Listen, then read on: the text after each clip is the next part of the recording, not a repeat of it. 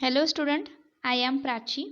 Today's our topic is current distribution in parallel circuit, potential divider, electric power and energy. Reference in J.B. Gupta book. तर या चॅनलवरती सर्व सब्जेक्टचे unit wise MCQs available आहेत. सर्व सब्जेक्टचे practicals available आहेत. त्यानंतर एक्सप्लेनेशनसुद्धा मराठीमध्ये अवेलेबल आहे. पॉलिटेक्निक किंवा इलेक्ट्रिकल इंजिनिअरिंगच्या स्टुडंटसाठी खूप इम्पॉर्टंट आहे हा टॉपिकसुद्धा.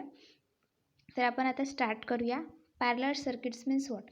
Also the students are prepare for the Transco, Genco and Discom exam. So these students are also see this video. कारण या व्हिडिओमध्ये जे आहे ते बेसिक आहे, म्हणजे की सर्व स्टुडंट्ससाठी इम्पॉर्टंट्स आहे. तर स्टार्ट करूया. Parallel circuits means what. When a number of resistors are connected in such a way that one end of each of them is joined to a common point and the other end being joined to another common point. म्हणजे काय म्हटलं आहे, when a number of resistors, जसे की number of resistors आहेत, are connect in such a way that one end of each of them is joined to common point. म्हणजे काय झालेलं आहे की प्रत्येक एका रेजिस्टरचा जो एंड आहे तो एका कॉमन पॉईंटला जॉईन केलेला आहे. इथे आपल्याला दिसते आहे की जे रेजिस्टर्सचे एंड आहेत ते कॉमन पॉईंटला त्याचे जॉईन केले आहेत, त्याचे end being joined to another common point as shown in figure 1.5. Here see, this is the figure 1.5. Then resistors are said to be connected in parallel. तर तेव्हा आपण काय म्हणूया की हे रेजिस्टर्स कसे आहेत, पॅरलल आहेत. And such circuit are known as parallel circuit. आणि अशा सर्किटला आपण पॅरलल सर्किट म्हणणार आहे. In this circuit current is divided into as many path as the number of resistances. आणि अशा सर्किटमध्ये करंट हा डिवायडेड होत आहे मेनी पाथमध्ये as the number of resistance. म्हणजे की जेवढे रेजिस्टर्स असतील तेवढा तो करंट डिवायडेड होईल. If resistors R1, R2 and R3 are connected in parallel, इथे दिसते आहे R1, R2 and R3 resistors are connected in parallel as shown in figure. The equivalent resistance of R of the circuit is given by. तर मग equivalent resistance कसा आहे हे 10th स्टँडर्डमध्ये सुद्धा आपल्याला बेसिक म्हणून होतंच. पण आता इथे आपल्याला स्टार्टिंगपासून स्टडी करायची आहे, तर बेसिक कॉन्सेप्ट माहीत असणं खूप गरजेचं आहे. हे सोडून समोरचं काहीही येणार नाही. म्हणून बेसिक येणं आणि माहीत असणं हे आपल्याला खूप इम्पॉर्टंट आहे. Then equivalent resistance is 1/R is equals to 1/R1 plus 1/R2 plus 1/R3. So तर आपण या आधीच्या व्हिडिओमध्ये सिरीज सर्किट्स मीन्स काय असतं ते बघितलेलं आहे. कंडक्टन्स, कंडक्टिव्हिटी, रेजिस्टन्स हा आपला व्हिडिओचा 5th पार्ट आहे. तर बघूया आपण आता काय आहे याच्यासमोर. That is when a number of resistors are connected in parallel, म्हणजे जेव्हा की रेजिस्टर्स पॅरलल कनेक्ट असतील, the reciprocal of the equivalent resistance is given by the arithmetic sum of the reciprocal of their individual resistance. म्हणजे काय होईल की जेव्हा हे रेजिस्टन्स पॅरलरमध्ये असेल तेव्हा त्यांचा जो इक्विव्हॅलंट रेजिस्टन्स असेल तो काय असेल, रेसिप्रोकल असेल. Equivalent resistance is given by the arithmetic, म्हणजे इथे सम दिलेली आहे reciprocal of individual resistance. 1/R is equals to 1/R1 plus 1/R2 plus 1/R3. In general, if n resistors of resistances R1, R2, R3 up to Rn are connected in parallel, then equivalent resistance R of the circuit is given by the equation. जेव्हा हे असे parallel connect असतील तेव्हा मग त्याचे equivalent resistance कसं असेल, तर हे अशा प्रकारे असेल. Means 1/R is equals to 1/R1 plus 1/R2 plus 1/R3 plus dot dot plus 1/Rn, म्हणजे की Rn पर्यंत, R1 पासून ते R1 पर्यंत, Rn पर्यंत, म्हणजे मग कितीही रेजिस्टर्स असू शकतात. Also G is equals to G1 plus G2 plus G3 plus Gn. Here C, where G is equals to 1/R. G means what? It is a conductance. Then G is equals to 1/R and G1 is 1/R1, G2 is 1/R2, G3 is equals to 1/R3 and so on. So G is the conductance. Then after this we see the current distribution in parallel circuit. आता parallel सर्किटमध्ये current distribution कसा केला जातो हा सुद्धा point खूप important आहे. Let two resistors of resistance R1 and R2 be connected in parallel across a PD of V potential difference, PD means potential difference of V volts according to Ohm's law. मग Ohm's लॉनुसार काय असणार आहे, current flowing through resistance R1. तर resistance R1 मधून current कसा flow होईल, I1 is equals to V upon R1 by Ohm's law. I1 is equals to V upon R1. Current flowing through resistance R2, I2 is equals to V upon R2 by Ohm's law. Then from equation 1 and 2 we have divide equation 1 by 2.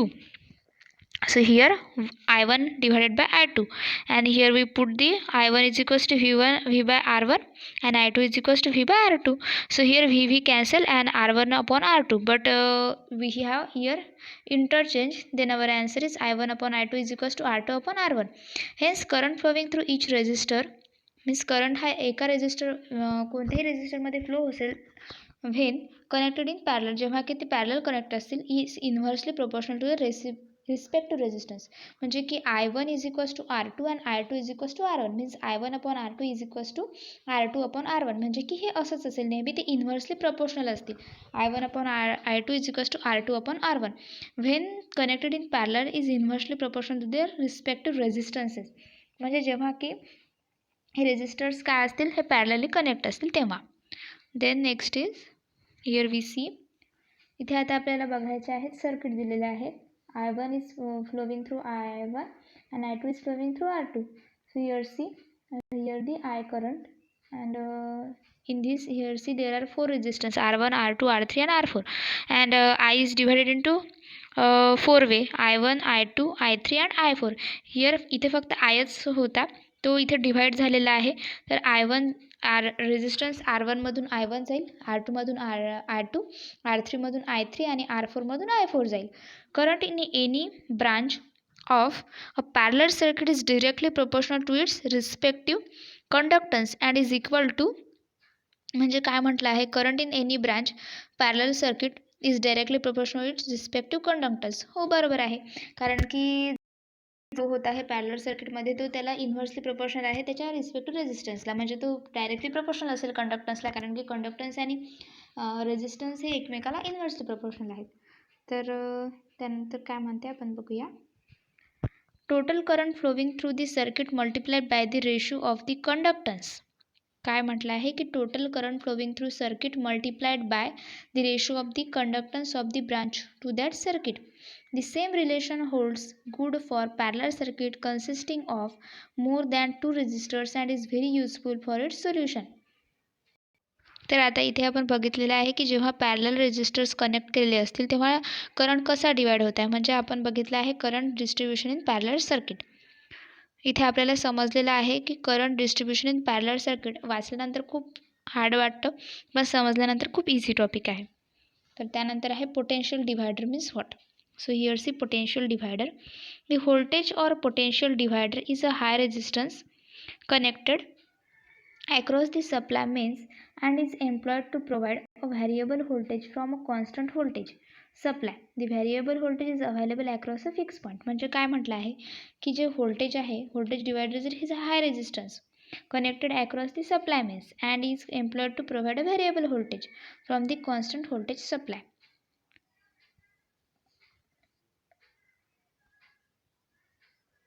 Here see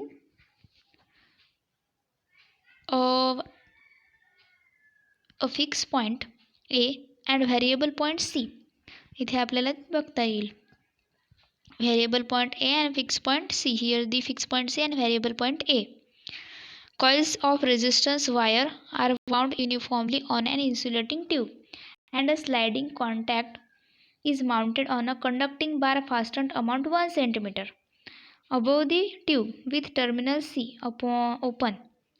Terminal C is open. That is not connected to anything. The voltage VCA can be changed in small increment from 0 to VBA. VBA. The resistance per millimeter of wire between A and B is constant.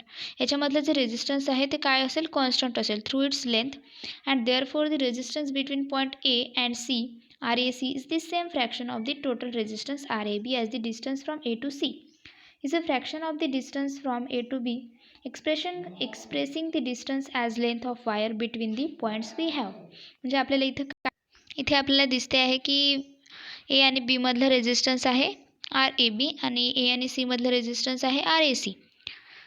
So expressing the distance as length of wire between the points we have here